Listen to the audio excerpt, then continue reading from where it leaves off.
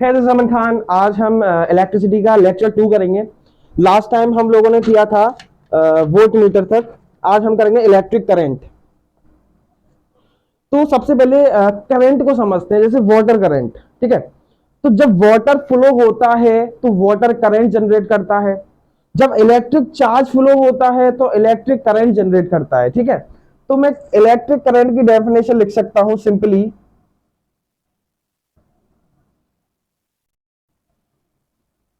Electric current, the rate of flow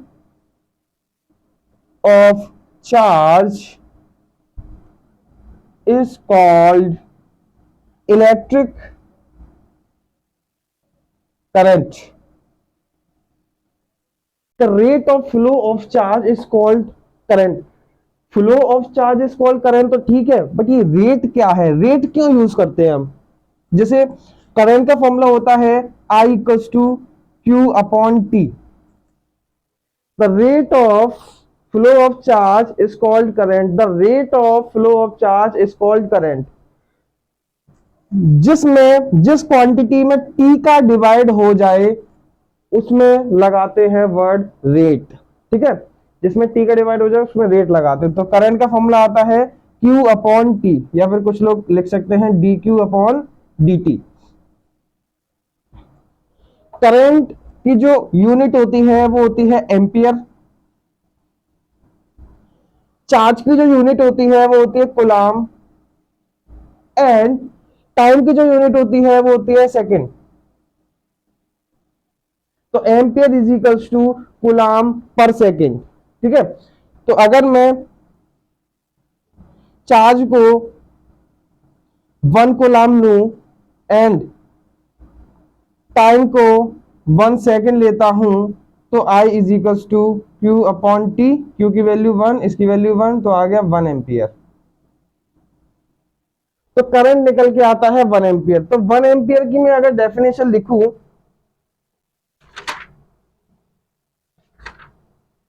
तो मैं लिख सकता हूं when 1 coulomb of charge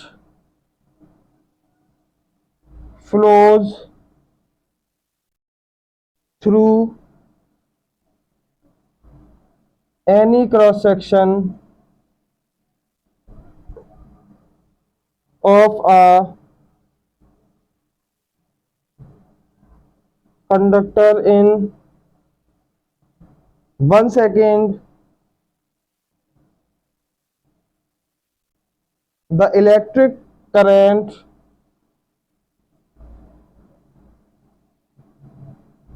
flowing through it is said to be 1 ampere. ठीक है, जब चार्ज 1 कूलाम हो, टाइम 1 सेकेंड हो, तो जो करंट आता है वो आता है 1 एम्पियर। स्क्रीनशॉट लीजिए फटाफट।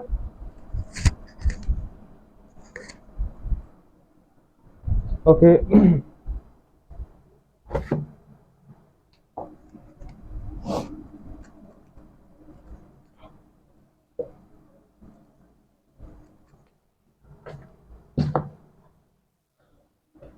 अच्छा, करंट का फ्लो होने का रीजन क्या है? करंट कब फ्लो हो सकता है? करंट फ्लो होता है जब एक साइड हाई पोटेंशियल हो और दूसरी साइड लो पोटेंशियल हो, तब जो करंट फ्लो होता है वो हाई पोटेंशियल से लो पोटेंशियल तक फ्लो होता है। ठीक है, तो करंट फ्लो होने के लिए पोटेंशियल डिफरेंस रिक्वायर्ड है। ठीक है, पोटेंशियल डिफरेंस चाहिए। तो हम लिख सकते हैं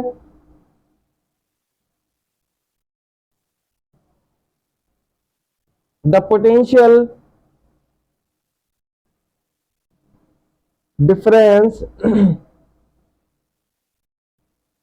between the ends of the wire which makes the electric charges to flow in the wire। ठीक है, जब पोटेंशियल डिफरेंस होगा तभी किसी वायर के अंदर इलेक्ट्रिक चार्ज फ्लो होगा। ठीक है, मैं बताता हूं किस तरीके से चार्ज फ्लो होता है। जैसे हाई पोटेंशियल मान लीजिए पॉजिटिव मान लूं मैं, या फिर पॉजिटिव मान लूं। ठीक है, हाई पोटेंशियल को हम पॉजिटिव भी बोल सकते हैं और लो पोटेंशियल को हम निगेटिव बोल सकते हैं।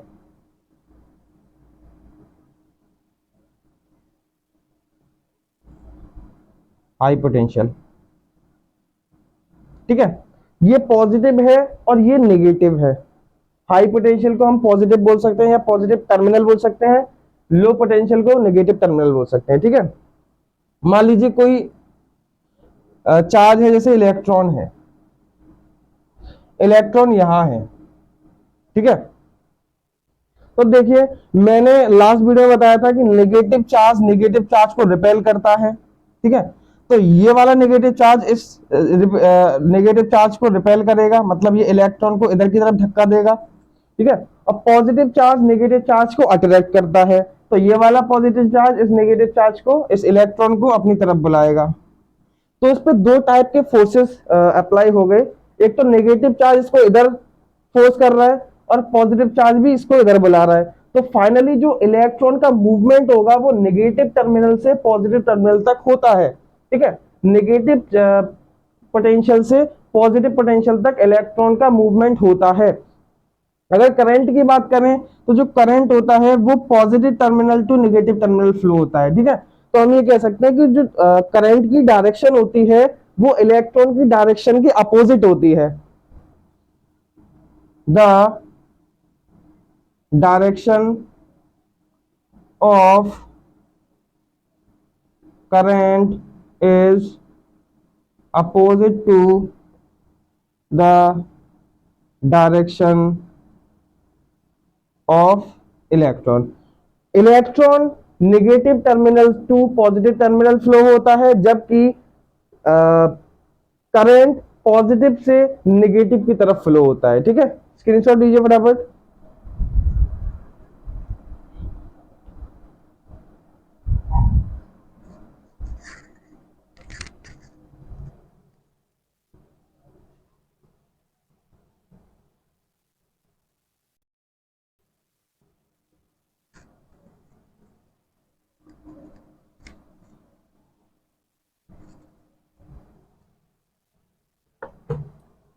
एक इंस्ट्रूमेंट होता है अमीटर।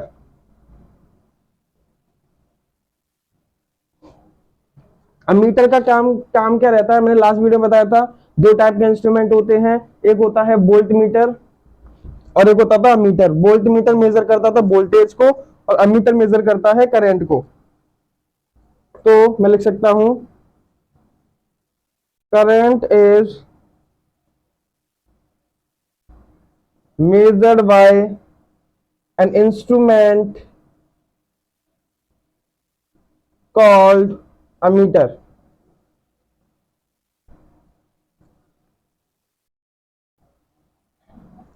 तो जो करंट होता है वो अमीटर की मदद से नापा जाता है। Next, an ammeter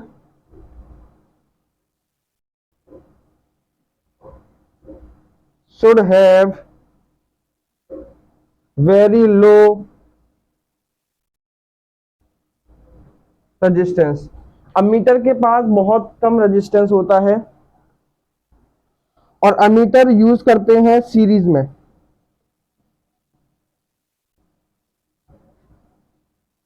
it is always connected in series. ठीक है, मैं तीनों का रीजन बताता हूं। जैसे ये है current is measured by an instrument called ammeter. जो करंट होता है वो अमीटर से नापा जाता है। An ammeter should have very low resistance. Ammeter का बहुत कम रेजिस्टेंस होता है। It is always connected in series. ठीक है, जैसे मैं बता दूं, पहले तो मैं बता दूं रेजिस्टेंस क्या होता है, ठीक है।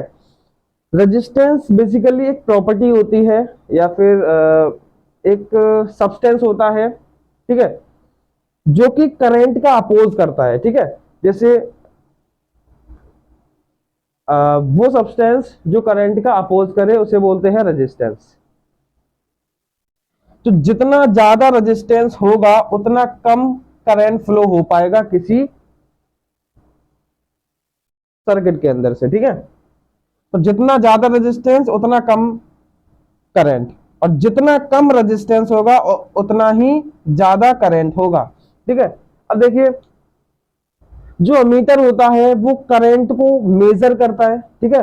तो अमीटर होने के लिए ज्यादा से ज्यादा करंट चाहिए उसको नापने के लिए, मेजर करने के लिए, ठीक है। तो अमीटर में क्या है, बहुत कम रेजिस्टेंस होता है। कम रेजिस्टेंस का मतलब है करंट ज्यादा, और जितना ज्यादा करंट होगा उतना ज्यादा करंट को मेजर कर पाएगा अमीटर, ठीक है। Next, it is always connected in series. जो अमीटर होता है वो सीरीज में कनेक्ट करते हैं। क्यों करते हैं? क्योंकि सीरीज कॉम्बिनेशन के अंदर करंट सेम रहता है, सेम फ्लो होता है सभी ऑब्जेक्ट्स के लिए, ठीक है, सभी फिलामेंट्स के लिए। तो जो अमीटर होता है वो सीरीज में लगाते हैं क्योंकि सीरीज में करंट सेम रहता है। स्क्रीनशॉट लीजिए।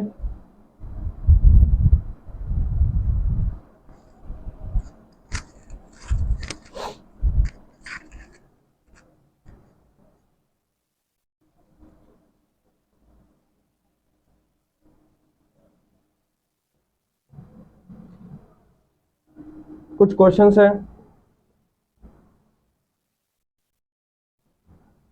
An electric bulb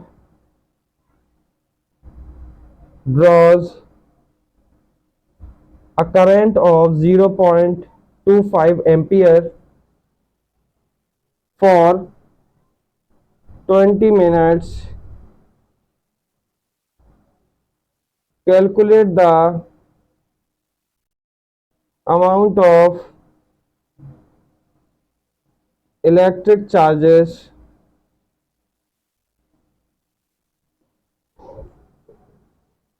that flow through the circuit।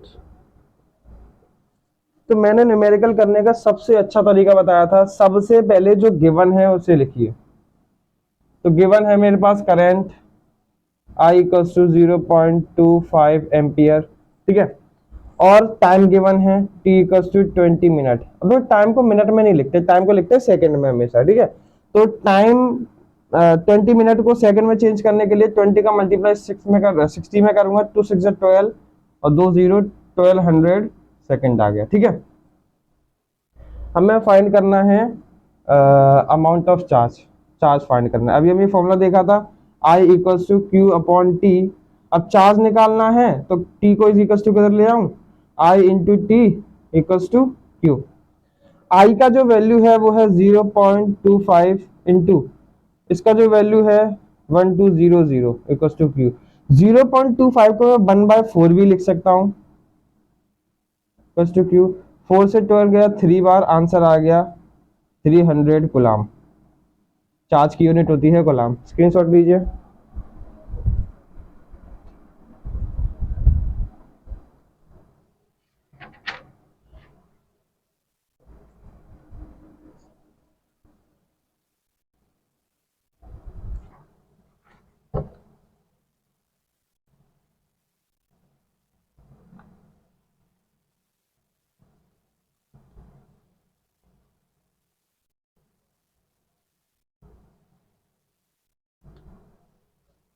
अभी मैंने बताया था किसी इलेक्ट्रिक करंट को फ्लो करवाने के लिए पोटेंशियल डिफरेंस की जरूरत होती है। तो पोटेंशियल डिफरेंस कैसे क्रिएट होता है?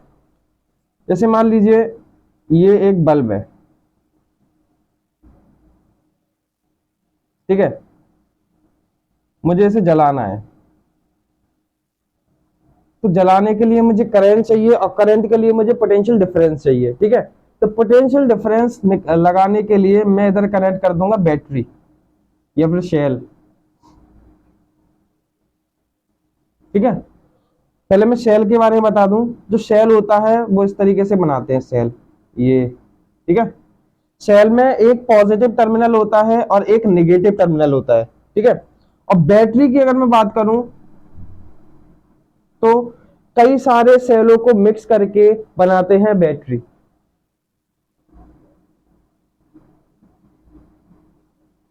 तो ये है बैटरी, ठीक है। इधर positive terminal and negative terminal. जो करंट फ्लो होता है वो होता है पॉजिटिव टर्मिनल से लेकर नेगेटिव टर्मिनल तक। जो करंट फ्लो होता है वो होता है पॉजिटिव टर्मिनल से लेकर नेगेटिव टर्मिनल तक, ठीक है। तो मुझे ये बल्ब जलाना है, ठीक है। तो इस बल्ब जलाने के लिए मैंने इसको कनेक्ट कर दिया एक सेल से, ठीक है। जैसे ही मैंने सेल कनेक्ट किया तो इसमें एक पोटेंशियल डिफरेंस क्रिएट हो गया, एक बन गया पॉजिटिव टर्मिनल और एक बन गया नेगेटिव टर्मिनल, ठीक है। तो मैंने बताया था जो पॉजिटिव टर्मिनल होता है, करंट हमेशा पॉजिटिव टर्मिनल से जाता है और इस बल्ब को ग्लो करा देगा, ठीक है। और नेगेटिव टर्मिनल से होके आता है, ठीक है। The current is flows from positive terminal to negative terminal, ठीक है।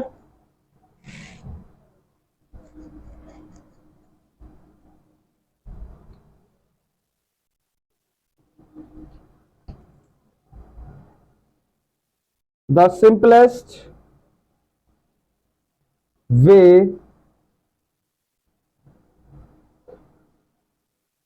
to maintain a potential difference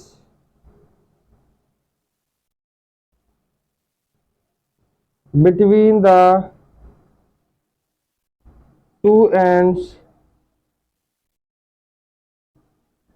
of a conductor so as to get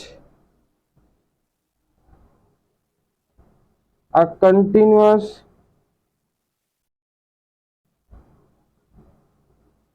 flow of electric the continuous flow of electric current is to connect the conductor between the terminals of a cell और a battery। Terminal मैंने आपको बताया था, जैसे ये shell है तो इसमें एक पॉजिटिव टर्मिनल होता है, एक नेगेटिव टर्मिनल होता है। Current is flow from positive terminal to negative terminal, ठीक है।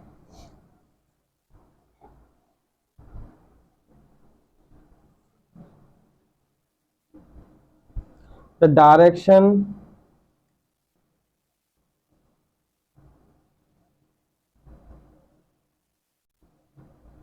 तो फिर the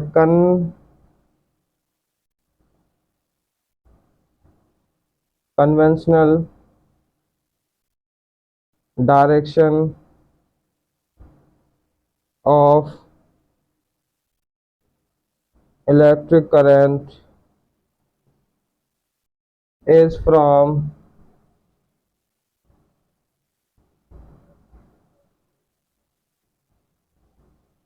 positive terminal of a shell to the negative terminal through the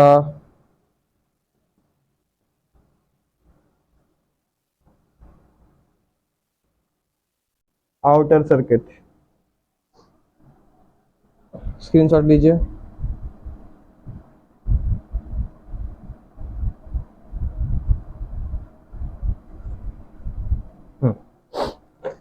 क्या लिखा हुआ है, जैसे जो कि मैंने आपको बता दिया था, the simplest way to maintain a potential difference between the two ends of a conductor so as to get continuous flow of electric current is to connected the conductor between the terminal cell of a battery.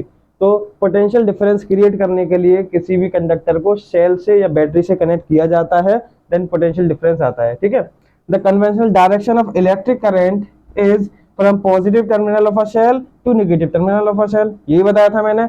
Current की जो direction होती है वो positive terminal से negative terminal तक होती है, ठीक है। और इलेक्ट्रॉन्स की direction negative terminal to positive terminal होती है।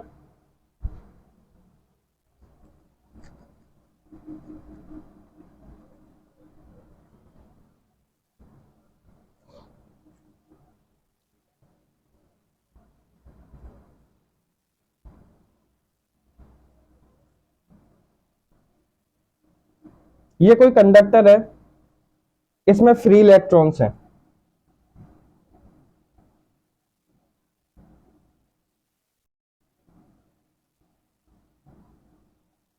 और ये कोई कंडक्टर है, इसमें भी फ्री इलेक्ट्रॉन्स हैं।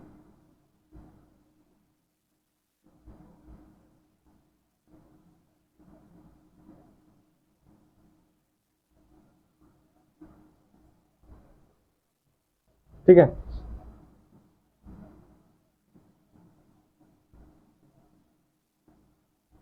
इसको मैं कनेक्ट कर देता हूं एक सेल से, ठीक है। और ये अनकनेक्टेड है, ये डिसकनेक्टेड है, ये इसको किसी से कनेक्ट नहीं करता हूं, ये फ्री है, ठीक है। तो देखो, जब कोई कंडक्टर किसी सेल या बैटरी से कनेक्ट नहीं होता तब उसके फ्री इलेक्ट्रॉन्स रैंडम डायरेक्शन में मूव करते हैं, कभी भी कहीं भी तैयार होते हैं घूमने के लिए, ठीक है। रैंडम फ्लो होता है इलेक्ट्रॉन्स का, कैसे भी मूव हो सकते हैं ये, ठीक है। नेक्स्ट दूसरा केस ये है, जब मैंने इस कंडक्टर को कनेक्ट कर दिया पॉजिटिव और नेगेटिव, मतलब एक सेल से कनेक्ट कर दिया, तो ये जो पॉजिटिव टर्मिनल होगा वो यहां आ जाएगा और ये जो नेगेटिव टर्मिनल होगा वो यहां आ जाएगा, ठीक है। तो नेगेटिव चार्ज इस नेगेटिव चार्ज को रिपेल करेगा, तो इधर जाएगा इलेक्ट्रॉन, और पॉजिटिव चार्ज इस नेगेटिव चार्ज को अट्रैक्ट करेगा, तो सारे इलेक्ट्रॉन्स इधर जाएंगे। बताया था मैंने, जो इलेक्ट्रॉन्स का मोशन होता है वो negative terminal to positive terminal होता है, एंड जो करंट का मोशन होता है वो positive terminal to negative terminal होता है। करंट की डायरेक्शन ये है, इसकी डायरेक्शन ये है, ठीक है। तो यही मुझे बताना था, जब सर्किट किसी से कनेक्ट हो सेल या बैटरी से, तो इलेक्ट्रॉन्स का डायरेक्शन एक फ्लो में आता है, एक एक डायरेक्शन में फ्लो होते हैं, एंड जब किसी सेल और बैटरी कनेक्ट ना हो तो इलेक्ट्रॉन रैंडम मूव करते हैं। स्क्रीनशॉट लीजिए।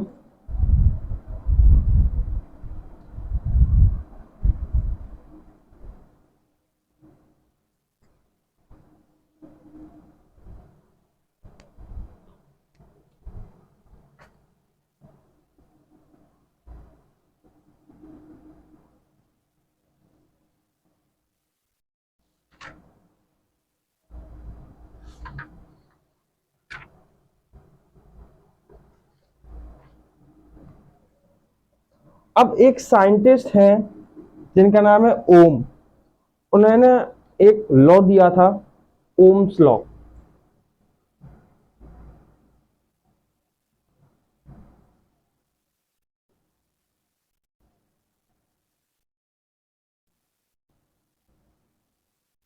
ओम्स लॉ क्या होता है? ओम्स लॉ,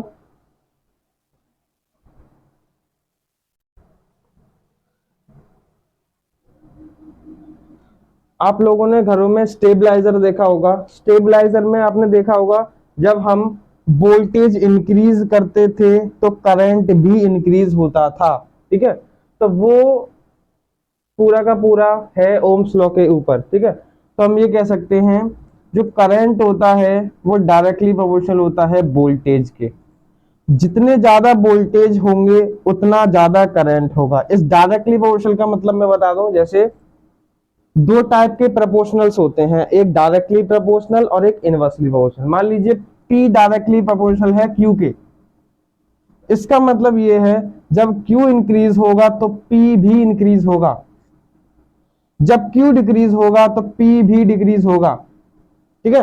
और एक होता है इनवर्सली प्रोपोर्शनल। इनवर्सली प्रोपोर्शनल इस तरीके से लिखते हैं, P is inversely proportional to Q, upon में लिखते हैं। इसका मतलब ये है जब Q इंक्रीज होगा देन P डिक्रीज होगा, जब Q डिक्रीज होगा तो P इंक्रीज होगा। ठीक है, तो ये दो टाइप के प्रोपोर्शनल्स होते हैं, directly proportional and inversely proportional, दोनों को याद रखना है। तो जो करंट होता है वो डायरेक्टली प्रोपोर्शनल होता है वोल्टेज के, या फिर मैं कह सकता हूं जो वोल्टेज होता है वो डायरेक्टली प्रोपोर्शनल होता है करंट के। ठीक है, जब भी इस प्रोपोर्शनलिटी का साइन हटाते हैं तो एक कांस्टेंट लगाते हैं हमेशा। ठीक है, तो इस प्रोपोर्शनलिटी की साइन को हटाऊंगा तो एक कांस्टेंट लगेगा V equals to R I. वो जो कांस्टेंट है वो है R। R होता है रेजिस्टेंस,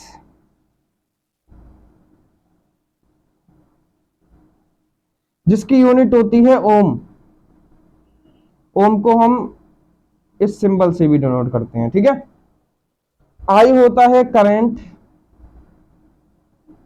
जिसकी यूनिट होती है एम्पियर। वी होता है वोल्टेज, जिसकी यूनिट होती है वोल्ट। ठीक है, तो V equals to R I. तो मैं लिख सकता हूं at constant temperature, at constant temperature the current flowing through a conductor is directly proportional to the potential difference across its ends। ठीक है, स्क्रीनशॉट लीजिए फटाफट।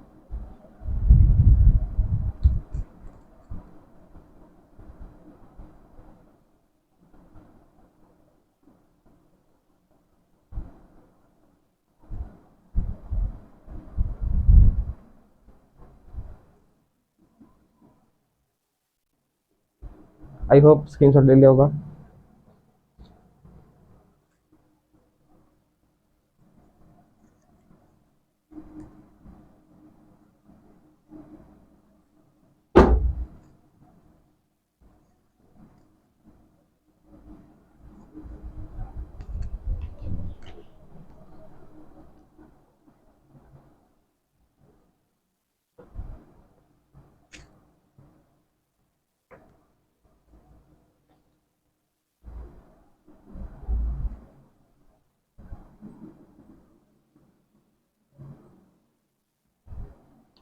ओके, फॉर्मूला था V equals to R I. ठीक है, यहां से मैं अगर R की वैल्यू निकालना चाहूं तो I को इज इक्वल्स टू कैसे लाऊंगा, तो डिवाइड में आ जाएगा, तो V अपॉन I आ जाएगा R। R रेजिस्टेंस है जो कि कांस्टेंट होता है हर एक मटेरियल के लिए। तो मैं ये कह सकता हूं the ratio of V and I is constant. V और I का जो रेशियो है वो एक कांस्टेंट है।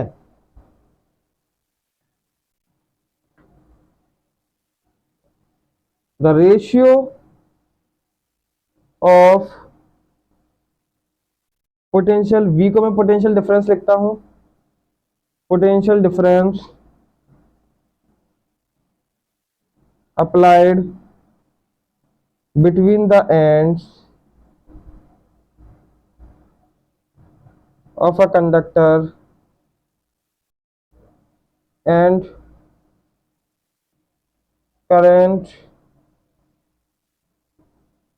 through it is a constant quantity। उस क्वांटिटी को क्या बोलते हैं, रेजिस्टेंस।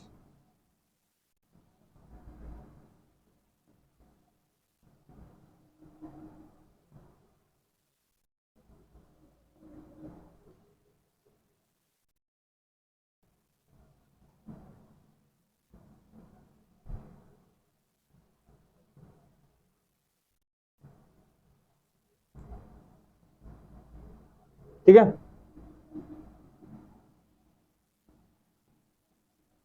ठीक है, अगर मैं यहां से आई की वैल्यू निकालूं तो I V equals to R I, अगर आई की वैल्यू निकालूं तो रेजिस्टेंस को इधर भेजना पड़ेगा, तो V upon R equals to I. तो देखो ये जो करंट है, करंट के बिल्कुल ठीक सामने है पोटेंशियल, तो मैं ये कह सकता हूं जो करंट है वो डायरेक्टली प्रोपोर्शनल है पोटेंशियल के, और करंट के बिल्कुल इनवर्स है रेजिस्टेंस, बिल्कुल क्योंकि रेजिस्टेंस नीचे है, तो करंट इनवर्सली प्रोपोर्शनल है रेजिस्टेंस के। तो current is directly proportional to potential difference and current is inversely proportional to resistance.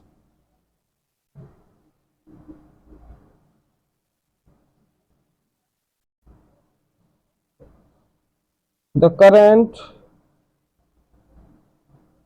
Is directly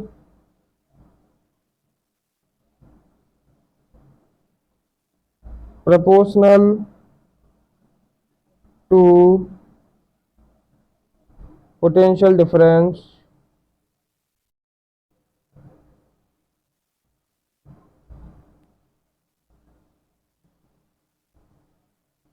the current is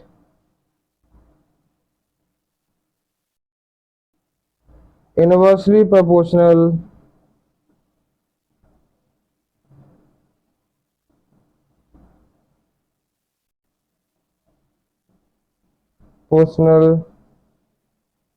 to resistance। Screenshot लीजिए।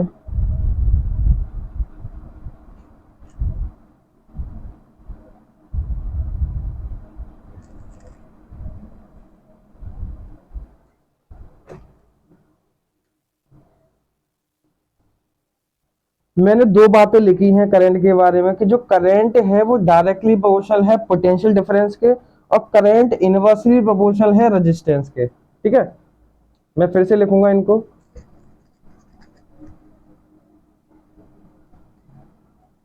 देखिए, आई का फॉर्मूला है V अपॉन आर, यहां से मैं लिख सकता हूं कि जो करंट है वो डायरेक्टली प्रोपोर्शनल है पोटेंशियल डिफरेंस के, और करंट है इनवर्सली प्रोपोर्शनल है रेजिस्टेंस के। इसका मतलब जब पोटेंशियल डिफरेंस बढ़ेगा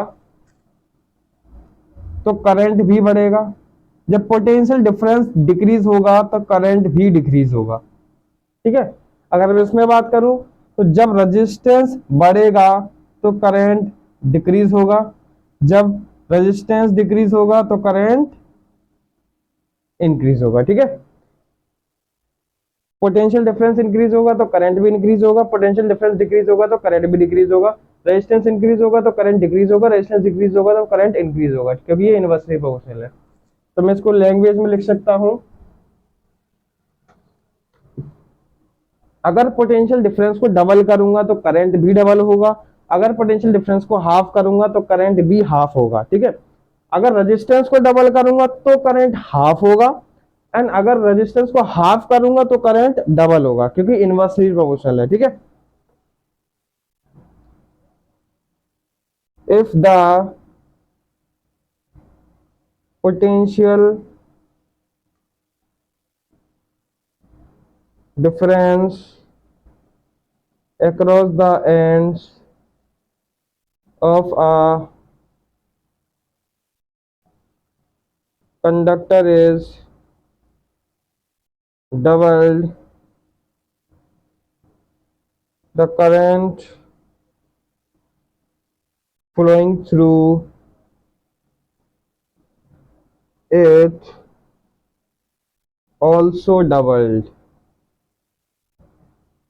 ठीक है, if the potential difference across the ends of the conductor is doubled then the current flowing through it also doubled। Potential difference को डबल करूंगा तो करंट भी डबल होगा। नेक्स्ट है, if the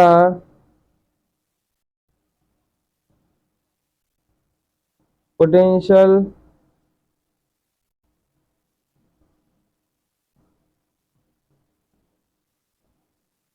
difference is half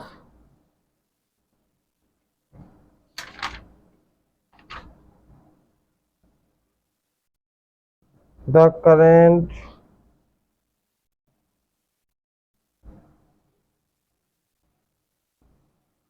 also gets half।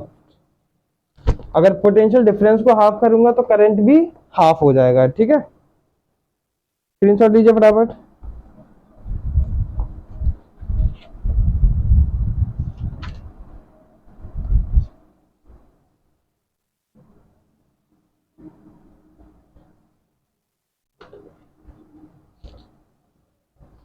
दूसरा है, अगर resistance को डबल करूंगा तो करंट हाफ हो जाएगा, रेजिस्टेंस को हाफ करूंगा तो करंट डबल हो जाएगा। ठीक है, क्योंकि तो इनवर्सली प्रोपोर्शनल है इसलिए।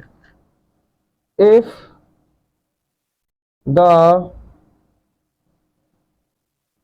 resistance is doubled, the current gets halved। If the resistance is halved, the current gets doubled। ठीक है, स्क्रीनशॉट लीजिए।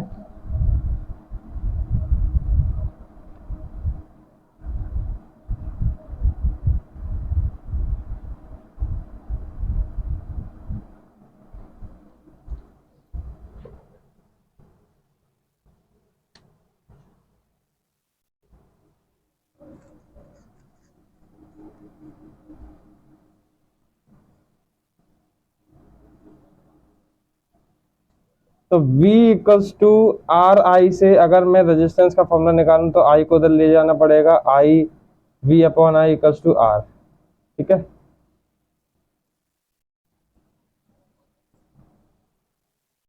या फिर मैं लिख सकता हूँ R equals to V upon I. Resistance की यूनिट होती है ओम, ओम का सिंबल है ये, या फिर मैं ऐसे लिख सकता हूँ ओम। इसकी होती है वोल्ट पोटेंशियल डिफरेंस की, एंड करंट की होती है एम्पियर। अगर R V equals to 1 volt हो और I इक्वल्स टू 1 एम्पियर हो तो R इक्वल्स टू होगा कितना, 1/1, 1 ओम। ठीक है, तो 1 ओम की डेफिनेशन में लिख सकता हूं 1 ohm is the resistance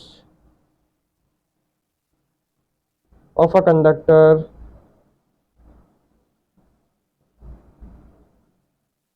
such that when a potential difference is 1 volt is applied to its ends,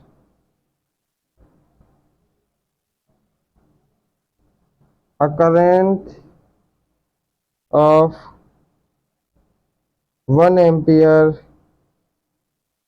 flows through it। ठीक है, स्क्रीनशॉट लीजिए।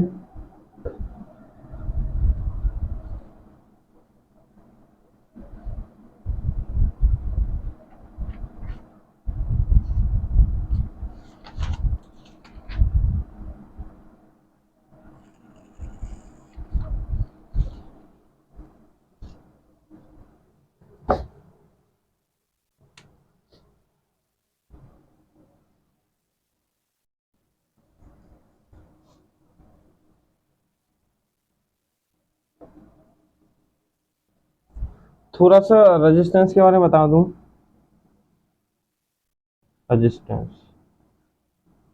रेजिस्टेंस 4 चीजों पे डिपेंड होता है। First length,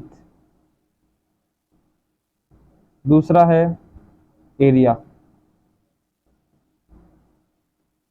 third is nature of materials,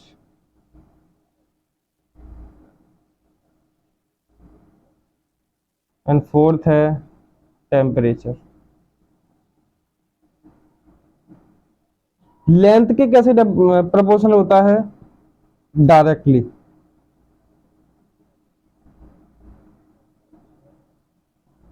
मतलब जब लेंथ इंक्रीज होगी तो रेजिस्टेंस भी इंक्रीज होगा, जब लेंथ डिक्रीज होगी तो रेजिस्टेंस भी डिक्रीज होगा। एरिया के प्रोपोर्शनल है इनवर्सली,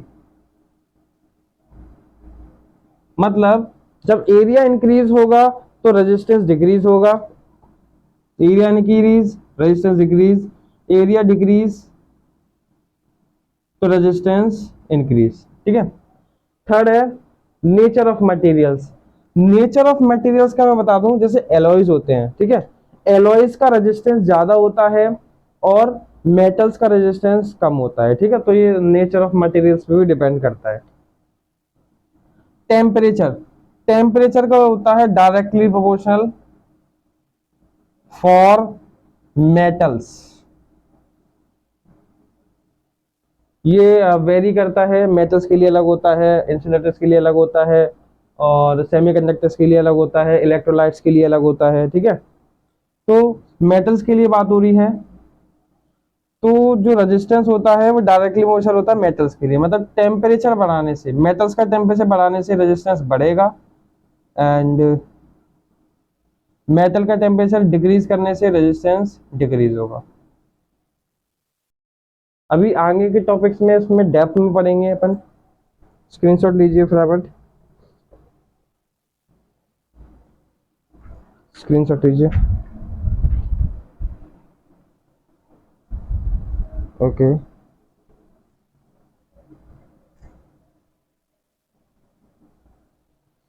कुछ क्वेश्चंस हैं?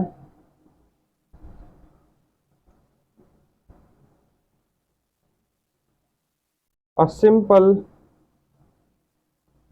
electric circuit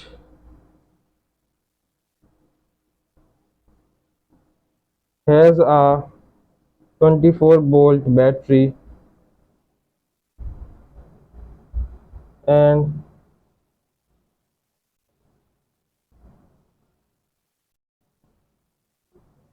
a resistor of 60 ohms. What will be the current in the circuit? The resistance is negligible.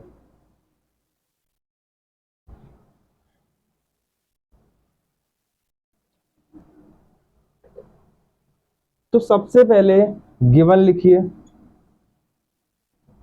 A simple electric circuit has a 24 volt, तो V equals to 24 volt दे रखा है,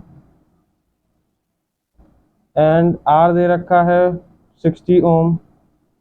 what will the current, current find करना है। Current का formula होता है, Ohm's law क्या होता है, V equals to R I, तो यहाँ से करंट की वैल्यू निकालें तो R नीचे जाएगा, तो V upon R equals to I। V है मेरे पास 24 और ये है मेरे पास 60 इक्वल्स टू I। 12 से जाएगा 2 बार, 12 से जाएगा 5 बार, तो I की जो वैल्यू आ गई वो आ गई 2/5। अगर मैं डिवाइड करके आंसर निकालूं तो आएगा 0.4 एम्पियर।